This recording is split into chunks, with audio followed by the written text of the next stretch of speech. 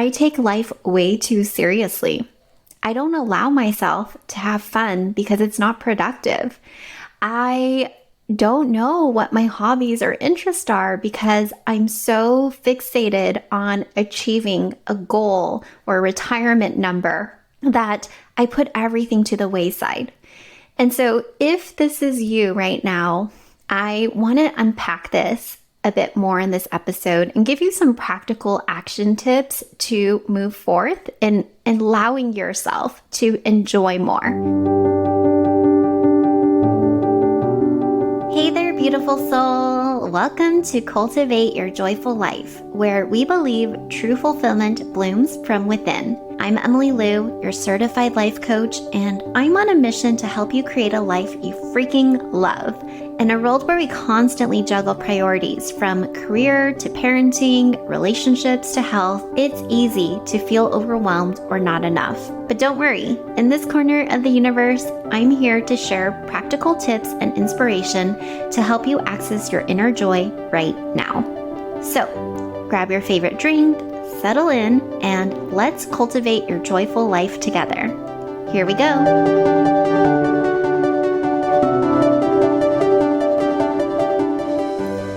How to have fun as an adult. I know this sounds like the weirdest title and episode, like, Emily, doesn't everyone have fun? You'd actually be very surprised. After coaching people for the past 6 years, so many of my clients have the realization, or they already know before working with me, that I take life way too seriously. I don't allow myself to have fun because it's not productive. I don't know what my hobbies or interests are because I'm so fixated on achieving a goal or a retirement number that I put everything to the wayside. And so if this is you right now, I want to unpack this a bit more in this episode and give you some practical action tips to move forth in allowing yourself to enjoy more. And for anybody who's listening that is like, I already have boatloads of fun, I have no problem doing that, I want to give you an exercise at the end of this episode to really allow you to dial that up even more. So I'm going to start off by sharing in 2018, I enrolled in a coaching certification program, and they had us do the Wheel of Life exercise that it gave you in episode 1. And for me, my lowest category was fun. It was an abysmal 2 out of 10. So I completely relate to a lot of the clients that I attract because I was definitely getting caught up in trying to climb a corporate ladder. I was deprioritizing the things that I valued most: relationships, family, interests, and hobbies. I had a lot of friends who invited me to things like Coachella and all these life experiences. And I'd be like, nah, I'm good. I'm just going to keep working because I'm building something here. And I just didn't really allow myself to relish in these life experiences because I didn't think they were productive. When I think about how this kind of stemmed from, I really believe it's rooted in what I was seeing modeled to me. My parents were working class immigrants. They worked in the restaurant industry Sunday through Sunday, 12-hour days. All I saw them do was work. I don't even know if my parents had any hobbies or interests. At least if they did, I never really saw it. You know, my dad would come home and he'd open a beer and sometimes he'd watch a basketball game. My mom went to church, but outside of that, I never saw her have any hobbies because I believe that they were wired for survival. They were just focusing on how do we make money? How do we save money? And that trickled into my imprint and the way that I started to operate in the world. In my upbringing, I was so focused on academics. Like, how do I get good grades? How do I do the extra homework assignments so that I get extra bonus points? And it then trickled into work. As soon as I was legally able to work, I got a job and I worked to just save because that's what I thought you're supposed to do. Now, when I think back to what I loved most as a child, I realized I loved reading fiction. I don't have that many memories, but I have memories where in my bedroom, like maybe when I was in the 6th grade or 8th grade, I wouldn't have a lamp, but I would read until I could no longer read the words because it just got so dark. And I just escaped in all the fiction books, the young adult books. But when I got into college, I stopped reading fiction because I thought, well, I have all of this like academic stuff that I need to read. And then when I got into entrepreneurship, I was like, wow, there's so many things I need to learn. Self-development, business books, marketing books. And I just immersed myself in anything that was nonfiction because that meant that I was being, again, productive. It just was this past year that I started to get back into fiction and just allowing myself to read for the sake of reading.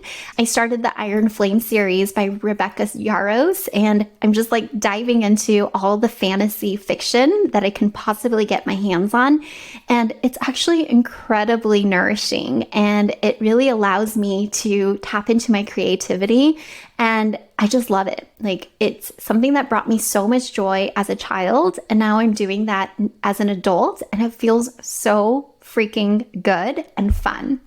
The other thing that I loved as a child was playing pretend. I remember I used to always like gather my friends around me and I'd pretend that I was like teaching something to them.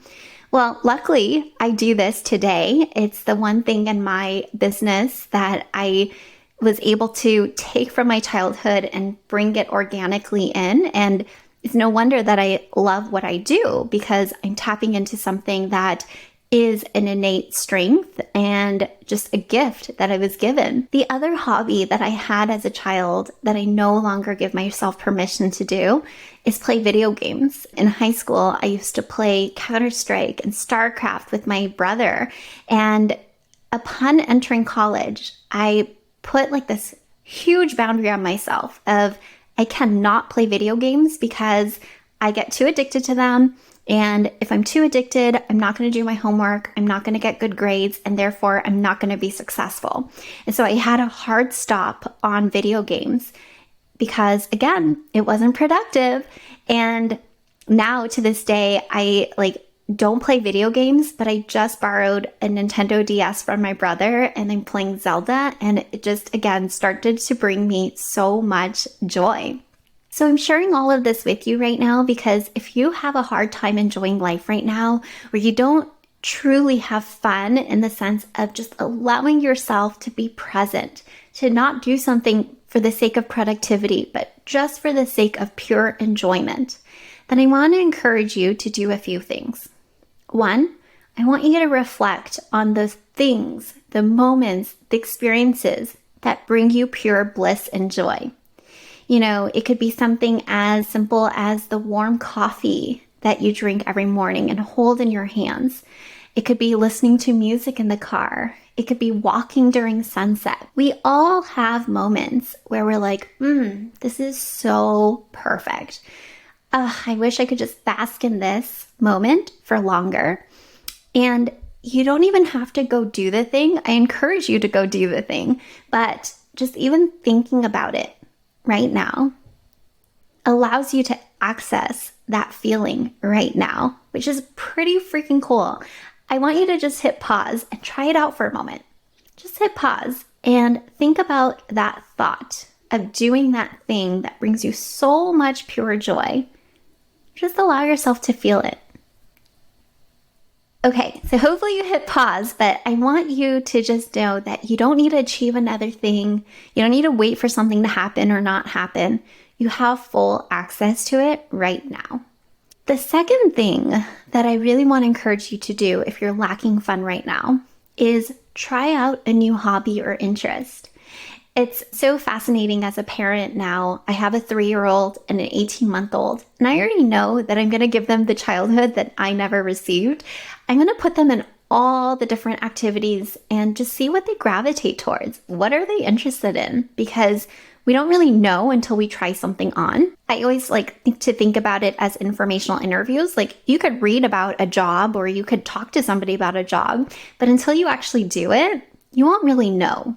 My latest obsession and fun hobby that's also quite productive because I'm working out at the same time is pickleball. I had a friend who tried to get me into it for like about a year, and I was just like, that looks dorky. Pickleball seems like the sport that non-athletic tennis people play. And then one day I just tried it on and I like absolutely loved it. And I was like, I get it. Yeah, when you do it, it's so much different than hearing about it or what you think about it. And actually at pickleball, I ended up talking to somebody who, because it's a very social sport, but I was like, how did you get into this? And her name is Sandy. She was saying how every year on her birthday, she picks a new hobby to commit to for a year or a new hobby to try to learn. And so she was telling me the exact date that she picked up pickleball because it was her birthday. And I was thinking, I'm going to steal that. That is so cool. I love that idea. Every single year on your birthday, you pick something new to try, something that you've always wanted to do, and you just make your year committed to that. All right. And the second part of this is to commit to trying it on and treating it as work. That's a huge part because, again, so much of us that are hardwired for survival or weren't modeled from our family how to have fun because they were working all the time. We might not do it if it doesn't feel productive. So the biggest reframe that you could do for yourself is say, this is work. I need to go work right now. I'm going to go play pickleball. I'm going to work right now. I'm going to go take a nap. I need to go work right now. I'm going to play my classical instrument. Whatever that thing is, it truly can be seen as work because you're doing something to allow yourself to nourish your soul, which then fills up all the other cups of your life while also reducing your stress, getting you back into creativity, and pulling you into inspiration.